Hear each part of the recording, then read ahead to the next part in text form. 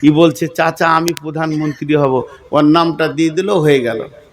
Lamination করা হলো, সুন্দর করে স্ট্যাম্প পেপারে লেখা হলো 2025 সালে তোমাকে বসানো হলো। 2030 সাল যখন শেষ হয়ে যাবে, 26 সালে 1 তারিখে তোমাকে জানুয়ারিতে বসানো হলো।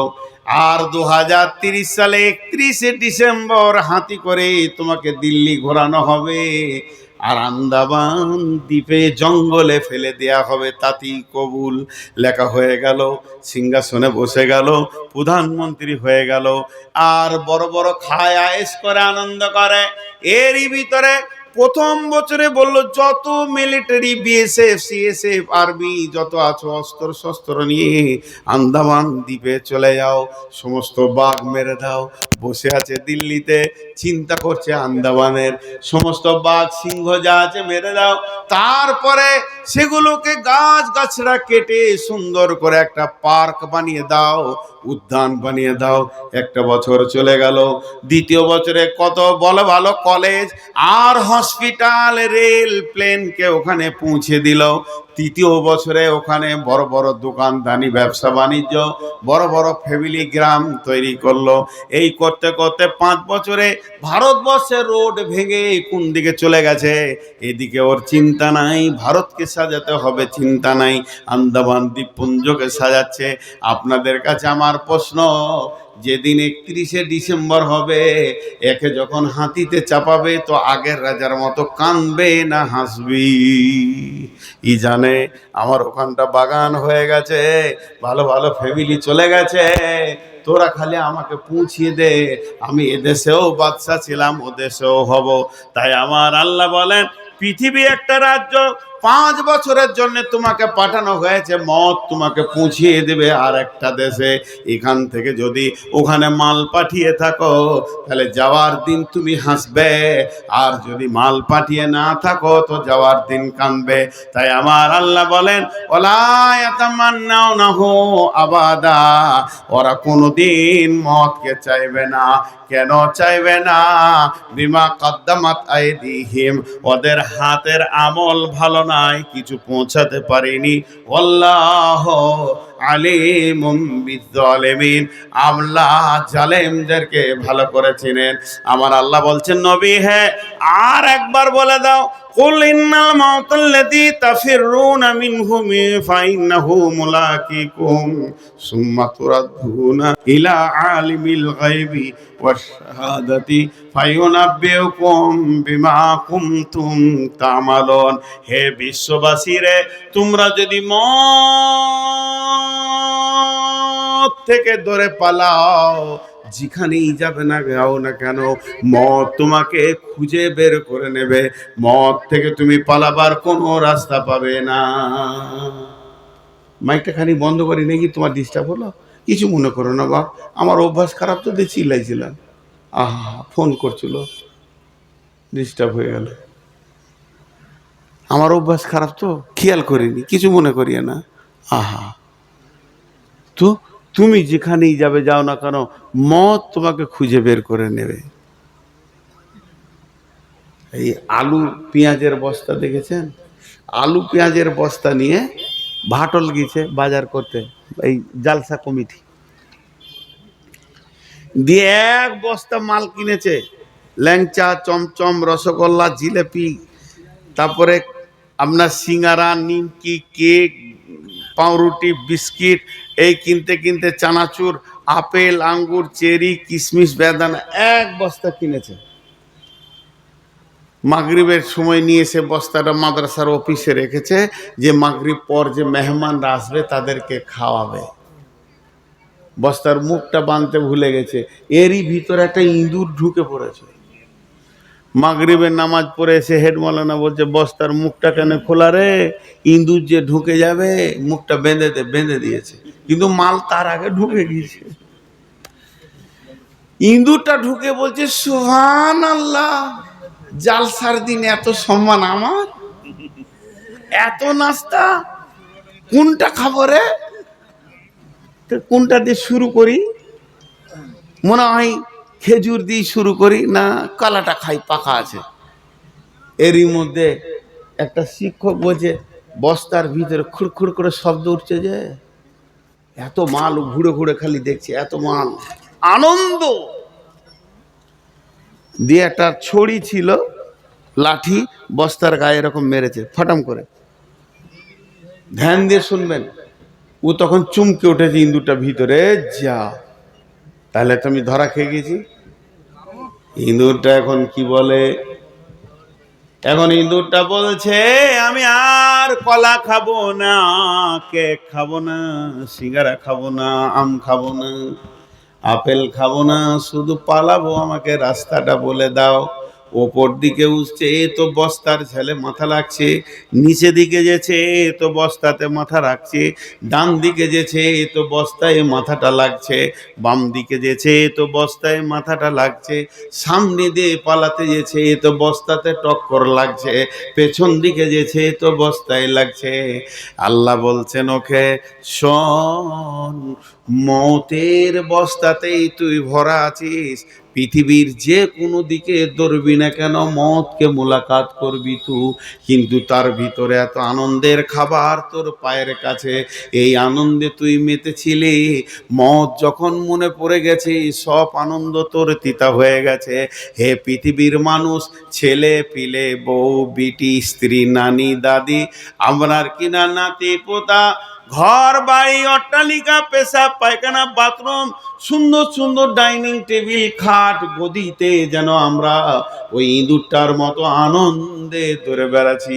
কিন্তু আজরাইলের যদি হুঙ্কার শুনবো, নিমিষের মধ্যে পৃথিবীর সমস্ত মাল তিতা হয়ে যাবে, আর ভালো লাগবে না, স্ত্রীর হাসি ভালো লাগবে না, পালাও বাঁচো, কুল ইন্নাল মাউতাল্লাযী তাফিররুনা মিনহু, তুমি যেদিকেই ধরো না কেন, ফাইন্নাহু মুলাকীকুম, সেদিকেই আজরাল দাঁড়িয়ে আছে, তোমার পালাবার উপায় হবে না, তোমাকে সেই দিকেই ধরবে, নিয়ে যাবে।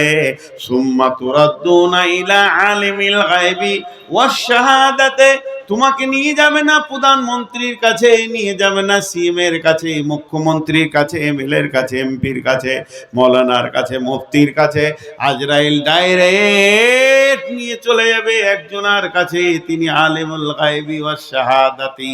এখন আপনারা ঝগড়া করেছেন, আমার কাছে বিচার নিতে আসবেন, আমি জিজ্ঞেস করব কি হলো বলো, তুমি কি করেছো, তুমি কি বলেছো, তুমি কি করেছো, তুমি কি বলেছো, তুমি মেরেছো, তুমি মারোনি, তুমি শুনেছো, তুমি দেখেছো, এতগুলো প্রশ্ন করব, তারপরে আমার ব্রেন বলবে এটা হতে পারে না পারে। কিন্তু আল্লাহর ব্যাপারে এটা নয়, আল্লাহ সব জানেন, আল্লাহকে জিজ্ঞেস করতে হবে না কি করেছিস বল, আল্লাহ ঘুরিয়ে আপনাকে শোনাবে, ফায়ুনাব্বিউকুম বিমা কুনতুম তা'মালুন। আমার আত্মাটা নিয়ে গিয়ে আজরাইল যখন আল্লাহর সামনে দিয়ে দেবেন, আল্লাহকে 1 মিনিট লাগবে না, 1 সেকেন্ড লাগবে না, মুহূর্তের ভিতরে তিনার কুদরতি ক্ষমতাতে আমার রব আমার জিন্দেগির শুরু থেকে শেষ পর্যন্ত বর্ণনা করে দেবেন, আমি কি করেছি না করেছি। আল্লাহ তাবারাক ওয়া তাআলা বলছেন, এরই নাম হচ্ছে মত, মত তোমাকে দেখা করবি, তুমি ভুলে যেত। হযরত আলী রাদিয়াল্লাহু তাআলা আনহুর একটা উক্তি, আল মত লাইসাল ফত, মত কোনদিন হাতছাড়া হবে না। একজনা দৌড়তে দৌড়তে নাগর ব্রিজে গেল, আর স্টেট বাচ্চা চলে গেল, তো বলে উফ, আর 1 মিনিট হলে পেয়ে নিতাম রে। আবার কে দৌড়তে দৌড়তে মসজিদ গেল, ইমাম সাহেব সালাম ফেলে দিলে, জামাতটা চলে গেল রে, 5 মিনিট লেগে। পৃথিবীতে অনেক হাতছাড়া হয়, জামাত হাতছাড়া হয়, রেল হাতছাড়া হয়, প্লেন হাতছাড়া হয়, হাতছাড়া হয়ে যায় বাস, হাতছাড়া হয়ে যায় রিজাল্ট, আর একটা নম্বর পেলে আমি ফার্স্ট ডিভিশন পেয়ে যেতাম, মাস্টার্স পেয়ে যেতাম, এগুলো আপনি বলে বলবেন, কিন্তু মত কোনো দিন হাতছাড়া হবে না। পৃথিবীর একটা জায়গায় বলতে পারবেন না যে আমাকে আজরাইল নিতে এসেছিল, 1 মিনিটের জন্য হলো না। মত হাতছাড়া হবে না, যেদিন মত আসবে সেদিন আপনাকে লুটে নিয়ে চলে যাবে, এর নাম মত। যে কটা লোক আছেন একবার শব্দটা আওয়াজটা জোরে করেন। আমি টোটাল 1 ঘন্টা 40 মিনিট বকলাম। আপনারা কি পেলেন? সমস্যা না সমাধান? সমাধান কি করে হলো? আমি তো সমস্যা লাগিয়ে রেখেছি তখন থেকে, মরতেই হবে। মরতে হবে না, খালি একবার বলে দিব সমাধান হয়ে যাবে, ঘর চলে যাবে। আমি তো সমস্যাই দিলাম আপনাদেরকে, সমস্যা না? আর হ্যাঁ না বলে না। আমি যতক্ষণ বকলাম এটা ছিল সমস্যা। মরতেই হবে, মরতেই হবে। মত থেকে পালাবার একটা রাস্তা বলে দেব, তাহলে আপনারা বলবেন যত লাখ টাকা লাগে আপনাকে দিব, এইটাই হলো সহজ রাস্তা। কিন্তু আমি রাস্তা দিতে পারছি না। একটা রাস্তা দিব, একটা রাস্তা আছে হাদিসে। আমার পাশে শেখ বসে আছেন, উনি বলবেন অনেক হাদিস আছে। মত আসানে হওয়া হবে, কিন্তু আসানে। আসানের মতের অনেকগুলো রূপ আছে। বাচ্চা ছেলে কাঁদে, মা দুধ ধরিয়ে দেয়, খেতে খেতে ঘুমিয়ে যাওয়া। আবার কলসিতে পানি ঢালবে, যেভাবে পানিটা বেরিয়ে যায় ওইভাবে আত্মা বেরিয়ে যাবে। আবার পিঁপড়েতে কাটলে যেমন কষ্ট হয়, মতের অতটা কষ্ট হবে। আসান মতটাই হলো এর রাস্তা, কিন্তু মরতেই হবে। তাছাড়া আর দ্বিতীয় বিকল্প কোনো রাস্তা নাই। আল্লাহ আমাদের সকলকে আসান মত দান করুন। আমিন বলছেন না? এত বড় দোয়া। আল্লাহ আমাদেরকে ইমানের সঙ্গে আসান মত দান করুন। আমিন। আল্লাহ দেখেন, এখন মরতে চাইছেন না, কিন্তু একটা ট্যাবলেট খাইয়ে দিলে আপনি বলবেন যে এখনই মরব। একটা ট্যাবলেটটা খেলেই বলবেন আমি মরবো, আমি আর ঘর যাব না। সেটা কি? আমি আমার কাছে জিবরাইল আসে না, আর আমি আকাশের খবর বলতে পারবো না, কিন্তু বোঝানোর জন্য বলছি। মনে করেন জিবরাইল এখনই বলে গেলেন যে এখানে যতগুলি লোক বসে আছে সবারই ওপরে আল্লাহ রাজি আছে, সব গুনাহ মাফ করে দিয়ে আল্লাহ এই মুহূর্তে সবারই ওপরে রাজি আছে। বলেন মরতে ভালো লাগবে কি লাগবে না? আল্লাহ যদি রাজি থাকে মরতে ভালো লাগবে না? তাহলে এক্ষুনি চলে যাই, সব গুনাহ মাফ করে। এর নাম হচ্ছে আনন্দের মত, আসানের মত আর আনন্দের মত। এবার একটা হাদিস পড়েছি, এই তর্জমাটা করে দে, আজকের মতো শেষ করব। বিসমিল্লাহির রহমানির রহিম। ওয়ান জাবেরিন রাদিয়াল্লাহু তাআলা আনহু قال قال رسول الله صلى الله عليه وسلم من سلاسكن فيه يسر الله حتفه ويدخله جنته رفق بالضيف صفقة الوالدين وحسن المملوك। বিশ্বনবী বলছেন, দুনিয়ার মানুষ রে, হযরতে জাবের রাদিয়াল্লাহু তাআলা আনহু বর্ণনা করেন, আল্লাহর নবী বলেছেন যে মানুষ যদি পৃথিবীতে 3খানা আমল করে যেতে পারে, আল্লাহকে 2খানা প্রাইজ দান করবে। আমল হচ্ছে 3টি, প্রাইজ হচ্ছে 2টো। আমল হচ্ছে 3টি, প্রাইজ হচ্ছে 2টো। 3টে আমল করবে, 2খানা প্রাইজ পাবে। 2খানা প্রাইজ কি? প্রথম নম্বর প্রাইজ হলো আল্লাহকে আসান মত দেবে, আর দ্বিতীয় নম্বর প্রাইজ হলো লোকটা হাসতে হাসতে জান্নাতে যাবে। একদিকে মত হলো আসানে, আর একদিকে জান্নাতের মেহমান বেনে গেল শুধুমাত্র 3টে আমল করলে। হযরতে জাবের রাদিয়াল্লাহু তাআলা আনহু বলেন, আল্লাহর নবী বলছেন, 1 নম্বরে হলো রিফকুন বিসসাইফ, কমজোরকে যে সাহায্য করবে। দুর্বল লোক বোঝাটা তুলতে পারলেন না, আপনি তুলে দিলেন। দুর্বল লোক, অন্ধ লোক রাস্তাটা পার হতে পারছে না, হাইরোটা, এসে পার করে দিলেন। আপনার প্রতিবেশী অভাবে মরছে, রাতে গোপনে 5 কেজি চাল দিলেন। অসুস্থ ব্যক্তি আপনার পাড়াতে আছে, তাকে 20-50 টাকা সাহায্য করলেন। যে কোনো হালে কমজোর ব্যক্তিকে সাহায্য করা। একজনের টাকা পয়সা সব কিছু আছে, মাথার বুদ্ধিটা কম, ঘরটা এইদিকে দিকে করছে, ওকে যে বললো ভাই রে এইদিকে কর, ওইদিকে জায়গাটা বাড়বে বেশি, তোর কাজে লাগবে বেশি, এটাও একটা সাহায্য। জি, আমি বাংলাদেশে নীলফামারী এলাকায় একটা জালসায় যাচ্ছিলাম, তা একটা লোহার ব্রিজ আছে, অনেক বড় লম্বা ব্রিজ, তেস্তা তোস্তা নদীতে। তা ওই ব্রিজটা এত সরু যে দুটো গাড়ি চাপবে না। তো এই দিক থেকে আমার গাড়িটা যখন চেপেছে, ওই দিক থেকে একটা ভ্যানওয়ালা, যে কবস্তা ওর চাউল ছিল আমার মনে নাই, ধান ছিল না চাল ছিল, পা ভ্যান, তাও মেশিন ভ্যান নয়, কোনো রকম ব্রিজে উঠতে গেলে এরকম ঢাল আছে, এরকম ঢাল আছে, সেই ঢালেও কোনো রকম উঠে এই ব্রিজে উঠেছে। এই দিক থেকে আমার গাড়িটা হু হু হু করে এগিয়ে চলে গেল, ওর কাছে ড্রাইভার এগিয়ে নিয়ে চলে গেল। এবার ও দুটো গাড়ি পাস হবে না, ও ভ্যানটাকে আস্তে আস্তে আবার পিছাচ্ছে। ওর মনের নিয়ত এতটা ঢাল আমি তুলেছি, আবার যদি নিচে যাইতে বিপদে পড়বো, পিছাতে গিয়ে ওর বাম চাকাটা মাটি থেকে নেমে গেল, আটকে গেল, এমন আটকে গেল তোলার ক্ষমতা নেই। আমার গাড়িটা পেরিয়ে গেল। আমি ড্রাইভারকে বলছি দাঁড়া। ওরা তো আমাকে আন্তর্জাতিক বক্তা মনে করে, ভিআইপি মনে করে, সাথে দুটো লোক থাকে, ড্রাইভার থাকে। বাংলাদেশে আমি একা ঘুরি না। তো ও বললো দাঁড়া, আমি বললাম দাঁড়াতে বললাম, ড্রাইভার দাঁড়িয়ে গেল। ড্রাইভার ভাবছে হয়তো আমাকে মামা বলে, মামা আপনার কোনো অসুবিধা হবে না? অসুবিধা নাই, তোকে দাঁড়াতে বলছি, তুই দাঁড়া।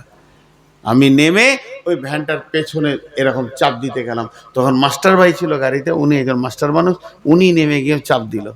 চাপ দিয়ে ওকে বললাম ভাই হ্যান্ডেলটা আপনি ধরেন, আমি তুলে দিচ্ছি, গায়ে তো ক্ষমতা আছে, আজ থেকে 4-5 বছর আগে আরও ক্ষমতা ছিল। এমনি করে চাপ মেরে ভ্যানটা তুলে দিলাম, বললাম ভাই আর কোনো কষ্ট? বলে না, চলে গেল। মাস্টার ভাই বলছে আপনি একটা আন্তর্জাতিক মানের মানুষ, হঠাৎ করে এই কাজটা করলেন কেমন করে? আমি বললাম বিশ্বনবী বলেছেন কমজোরকে যদি সাহায্য করা হয়, মহৎটা আসানা হবে, জান্নাতের দরজা আমার জন্য অপেক্ষা করবে। তা আমি কি তার থেকে পারে নাকি? বন্ধুরা আমার, তাহলে জেনে নেন বিশ্বনবী বলছেন যেখানেই তুমি কমজোর ব্যক্তিকে দেখবে তাকে তুমি সাহায্য করবে, আর তাহলে তোমার মত আসানা হবে, হাসতে হাসতে জান্নাতে যাবে। এটা হলো 1 নম্বর আমল। 2 নম্বর আমল সাফকাতুল ওয়ালিদাইনি, ইহসানুল ওয়ালিদাইনি বলে নাই, অবিল ওয়ালিদাইনি ইহসানা বলে নাই। আল্লাহ নবী বলছেন সাফকাতুল ওয়ালিদাইনি, তোমার ব্যবহার, তোমার আচার আচরণ, চলাফেরা, ভাষা তোমার মা বাপের সঙ্গে এমনটা হবে যে তোমার মা বাপের হৃদয়টা ঠান্ডা হয়ে থাকবে। আমি এখন স্টেজে নামবো, কিছু মহব্বতের মানুষ এসে বলবে আসসালামু আলাইকুম, দোয়া করেন, আসসালামু আলাইকুম দোয়া করেন। দোয়া চাওয়া যায়, একটা মুমিনের কাছ থেকে দোয়া চাবেন না তো কি চাবেন? আস্তাগফিরুল্লাহ। কিন্তু দোয়া চাওয়ানোর অনেক ভঙ্গি আছে। একটা হলো মুখ দিয়ে চাওয়া, মাওলানা দোয়া করবেন, মাওলানা দোয়া করবেন। আর একটা হলো কাজ দিয়ে চাওয়া। ভাই আমার, টাঙ্গাইলে আমি একটা জালসায় গেছি, আমার জুতো দুটো নামতে ছিল। যখন জালসাটা শেষ হলো, আমি গাড়িতে চাপতে যাব, জানি না ছেলেটা কোথা বাড়ি, কোন মাদ্রাসায় পড়ে, কিছুই আমি বুঝি না। হঠাৎ করে দেখছি একটা ছেলে দৌড়ে এসে আমার জুতো দুটো এমনি করে ঝেড়ে সুন্দর করে আমার পায়ের কাছে দিয়ে দিল। ও আমাকে বলেনি দোয়া করবেন, ওর জন্য আমি 10-15 মিনিট ধরে গাড়িতে বসে বসে বলছিলাম আল্লাহ কোন মায়ের ছেলে, কোন বাপের ছেলে, ওকে আল্লাহ তুমি ইজ্জতে ভরপুর করে দাও। আমি বেঈমান হতে পারি, আমি মুনাফিক হতে পারি, কিন্তু আমি মুসাফির হিসেবে যে দোয়াটা দিব কবুল হবে। একটা কুকুরের কাছ থেকেও দোয়া নেওয়া যায়, কুকুরের কাছ থেকেও বদদোয়া হয়। কুকুরের কারণে বেশ্যা মেয়ে জান্নাতে গেল, বিড়ালের কারণে ইমানদার মেয়ে জাহান্নামে গেল। একটা মাতালও আপনাকে দোয়া দিলে দোয়া কবুল হবে। দোয়া কবুল হওয়ার জন্য আপনাকে আল্লাহর ওলি হতে হবে না। অতএব বন্ধুরে, আমি ওই ছেলেটার জন্য অনেক দোয়া করলাম, ও আমার কাছে দোয়া চাইনি, ব্যবহার এমন করলো, দোয়া অটোমেটিক বের হতে রয়েছে। আল্লাহ তুমি ওকে সারা পৃথিবীতে সম্মান করে দিও, আখেরাতে সম্মানই করিও, আমাকে যেমন ইজ্জত দিয়েছে তুমি ওর ইজ্জতের ভরপুর লাগিয়ে দিও, সারা বিশ্ব জুড়ে মানুষ যেন ওকে ইজ্জত দেয়, এই দোয়া করলাম। তেমনি মা বাপের কাছে দোয়া তো চাওয়া যায়, মা দোয়া করবেন, আমি এখন রায়গঞ্জ যাচ্ছি কাজে, কলকাতা যাচ্ছি, দোয়া করবেন মা, আর দোয়া করবেন আব্বা, দোয়া করবেন বলা যায়, কিন্তু হাত পা দিয়ে এমন ব্যবহার হবে মা বাপের কলিজা ঠান্ডা থাকবে, অটোমেটিক দোয়া বের হবে। আমার নবী বলছেন সাফকাতুল ওয়ালিদাইনি, যদি কেউ মা বাপের সঙ্গে এই ব্যবহার করে তার মত আসানে হবে, তার মত কষ্টতে হবে না, এবং সে হাসতে হাসতে জান্নাতে চলে যাবে। একটা সাহাবী, নামটা আমি ভুলে গেলাম এক্ষুনি, ওই সাহাবীটার মতে কষ্ট হচ্ছে, অনেক কষ্ট, মত হয় না হয় না। বিশ্ব নবী বলেন ওর মায়ের কাছে যাও, নিশ্চয় মা নারাজ আছে। মায়ের কাছে গিয়ে বলা হলো তোমার ছেলে যা কামদিনি চলছে তার তো মত হচ্ছে না, তুমি ছেলেকে মাফ করে দাও। না আমি ওকে মাফ করবো না, প্রকাশ হয়ে গেল মার উপরে নারাজ আছে। আল্লাহ নবী বললেন এর জন্য কাঠ জোগাড় করো, আগুন লাগাও, কাঠে তুলে ফেলে দিব, পুড়িয়ে দেব, মা নারাজ আছে, এর জিন্দেগির মূল্য নাই। যখনই কাঠ জোগাড়ের কথা বললো মায়ের কলিজাটা নড়ে উঠলো। মা বললো ইয়া রাসূলুল্লাহ আমি আমার ছেলেকে মাফ করে দিলাম, ক্ষমা করে দিলাম। সঙ্গে সঙ্গে মত হয়ে গেল, পৃথিবী থেকে চলে গেল। তো মা বাপ এমন একটা জিনিস, মা বাপকে কথা কথা দিয়ে কষ্ট তো দূরের কথা, নিজের অঙ্গ ভঙ্গি আর দেহ দিয়ে কলিজাটা ঠান্ডা রাখতে হবে। আল্লাহর নবী বলছেন মত আসানে হবে, হাসতে হাসতে জান্নাতে যাবে। 3 নম্বর হলো ইহসানুল মামলুক। আগেকার যুগে কিনা গোলাম ছিল, এখনকার যুগে তর্জমাটা অমন হবে না, এখনকার যুগে হবে তোমার ঘরে যে লোকটা কাজ করতে এসেছে পেটের দায়ে, তোমার ঘরে লিভার খাটবে, তোমার হুকুম শুনবে, এই মাটিটা এখানে ফেল, এই পাথরটা এখানে ফেল, এই ইটটা এখানে নে, এই বালুটা 3 তলায় তোল। সে পেটের দায়ে নিজের মাথা বিক্রি করে ঝুড়ি ডালি নিয়ে তোমার পেছনে ঘুরছে। এই লোকটার সাথে যদি আপনার ভালো ব্যবহার থাকে, এই লোকটা যদি আপনার মতে ভালো ব্যবহার থাকে, তাহলে মত আসানে হবে ইহসানুল মামলুক। কিনা গোলামের সঙ্গে আর কাজের লোকের সঙ্গে, ড্রাইভারের সঙ্গে এমন মিষ্টি ব্যবহার হবে যে আল্লাহ রাজি হয়ে যাবে, তাহলে তোমার মত আসানা হবে, তুমি হাসতে হাসতে জান্নাতে যাবে। জি, কমজোরকে আমি একটা ঘটনা শোনাই, এটা হাদিস কোরআন লয়, একবারে বলে দিচ্ছি, এটা তফসিরেও নাই, কোথাও গল্পের বইয়েও নাই, সত্য ঘটনা, ইউপির দিকে ঘটেছিল।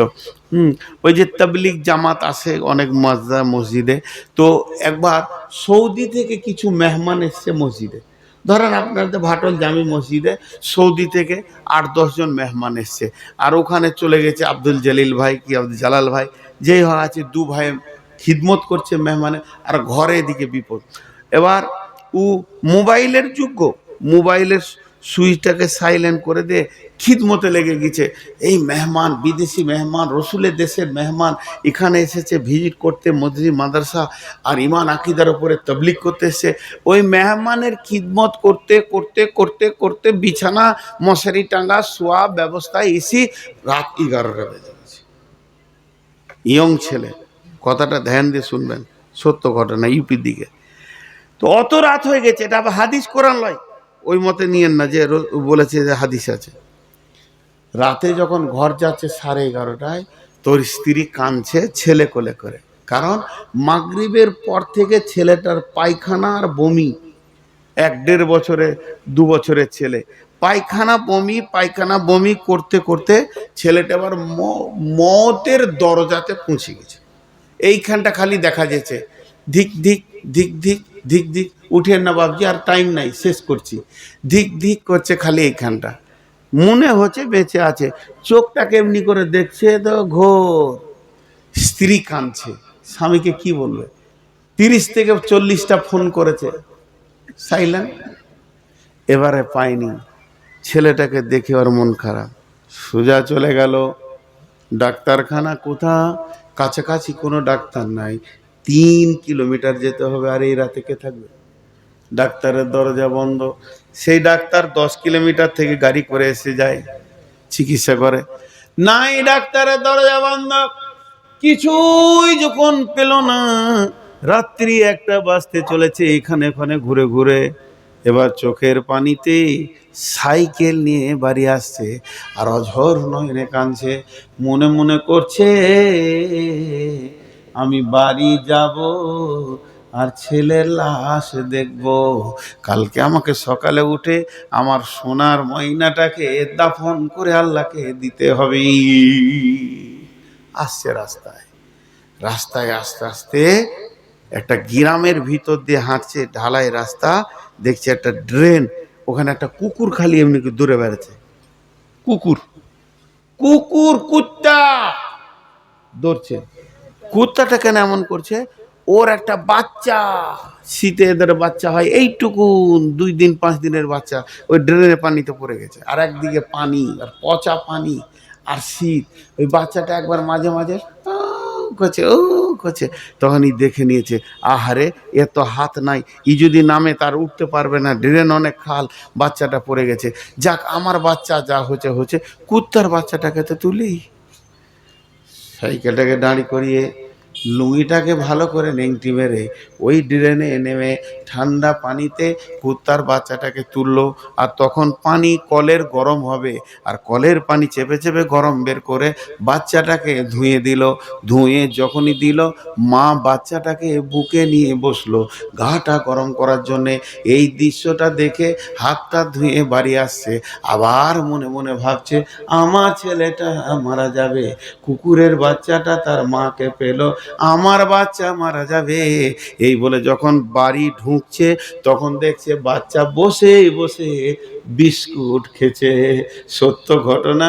আল্লাহ বলছে, বান্দা তুমি কমজোরকে সাহায্য করেছো, বিনা ডাক্তারে আমি তোমার বাচ্চাকে সুস্থ করে দিয়েছি। বাচ্চা হাসছে আর মায়ের কোলে বিস্কুট খেছে। এর জন্য নবীজি বলছেন, তুমি যখন কমজোরকে সাহায্য করবে, সেটা পশু হতে পারে, মানুষ হতে পারে, আল্লাহর সাহায্যের হাত তোমার কাছে চলে আসবে। তাই আল্লাহ নবী বলছেন, যখন কমজোরকে সাহায্য করবে, মা বাপকে ভালোবাসবে, আর তোমার ঘরে যারা কাজের লোক তাদের সাথে ভালো ব্যবহার থাকবে, যেদিন তোমার লাশ কবরে যাবে, যারা তোমার কাছে কাজ করেছে তারা চোখের পানিতে কাঁদবে আর বলবে, চাচা ভালো ছিল, মামা ভালো ছিল, ভাই ভালো ছিল, আমাদেরকে কোনোদিন কষ্ট দেয়নি। আল্লাহর নবী বলছেন, তোমার মত আসানে হবে। জি, হেরি পশ্চাতে চাহি তুমি চলিয়াছ রৌদ্র দগ্ধ দূর মরুপথ বহে, জেরুজালেমের কিল্লা যেতায় আছে অবরোধ করি, বীর মুসলিম সিনা দল তব বহুদিন মাস ধরি, দুর্গের দ্বার খুলিবে তারা বলেছে শত্রু শেষে, উমার যদি গো সন্ধিপত্রে স্বাক্ষর দেয় এসে, সন্ধিপত্রে স্বাক্ষর দেয় এসে, হায়রা দেখ দারার মালিক আমিরুল মুমিনিন, শুনেছে খবর একাএকি উঠে চলেছে বিরামহীন, সাহারা পাড়াইয়ে ঝুলিতে দুখানা শুকনো খুবজ রুটি, একটি মশকে এতটুকু পানি, খুরমা 2-3 মুঠি। প্রহরী বিহীন সম্রাট চলে, প্রহরী বডিগার্ড বিহীন সম্রাট চলে, একাউন্টে চোরে চলেছে মাত্র একটি গোলাম, উটের রশি ধরি। কিছু দূর মরুর ঊর্ধ্ব আকাশে সূর্য আগুন বৃষ্টি করে, সেই সে আগুন তাতে ক্ষয়সম ফুটে বালুকার মরু পরে। কিছু দূর যেতে উট হতে নামি কহিল, গোলামের ভাই আমি পরেশান বড় হইয়াছ চলিয়া, এইবার আমি যাই। হযরত উমর, আর কেউ নাই, মাত্র একটি গোলাম। আর হযরত উমর জেরুজালেম যাচ্ছে, উটের উপরে চেপে আছে উমর, আর লাগাম ধরে হাঁটছে তার গোলাম আসলামা। কিছু দূর যাওয়ার পর হযরত উমর নামলেন, নামার পর বলছে, ভাই মরুর তপ্ত বালিতে চলে যে চরণে রক্ত উঠেছে ফুটি, 2 হাত ধরে চুমি কহিল, গোলামের আদেশ করেন কেমন আমনি। খলিফা বহাসিয়া বলে, তুমি জিতে গিয়ে বড় হতে চাও ভাই রে, এমনই চলে। রোজ কিয়ামতে আল্লাহ যেদিন বলিবে উমার রে, করিনি খলিফা জাহানে খলিফা তোরে, মুসলিম জাহানে সুখ তরে তোরে। কি জবাব দিব, কি করিয়া মুখ দেখাবো রসুলের ভাই, আমি তোমাদের প্রতিনিধি মাত্র, মোর অধিকার নাই। আর আমি সুখের মানুষ হইয়া মানুষের নিতে সেবা, ইসলাম বলে সকলে সমান, কে বড় ক্ষুদ্র কে বা। গোলাম চড়িল উটের পিঠে, উমার ধরিল রশি, মানুষের স্বর্গে তুলিয়া ধরিয়া ধুলাই নামিল শশী। অনেক বড় কবিতা, আমি শর্টে বলে দিই। হযরত উমার উটে লাগাম ধরলেন আর গোলামকে উঠে চড়িয়ে দিলেন। এইবার বলেন, এই গোলামটা উমারের জন্য কাঁদবে কি কাঁদবে না? বিশ্বনবী বলছেন, তোমরা 3খানা আমল করো, 2টি প্রাইজ পাবে। আজকে আমার বক্তব্য ছিল মত, যে কোনো হালে মরতেই হবে। 30 সেকেন্ডে 2 ঘন্টার বক্তব্যটা দিছি, যে কোনো হালে মরতেই হবে। একজনা বলবেন না যে আমি মত থেকে বেঁচে যাব। মতের আগে মাল পাঠান, এটা হলো চালাকি।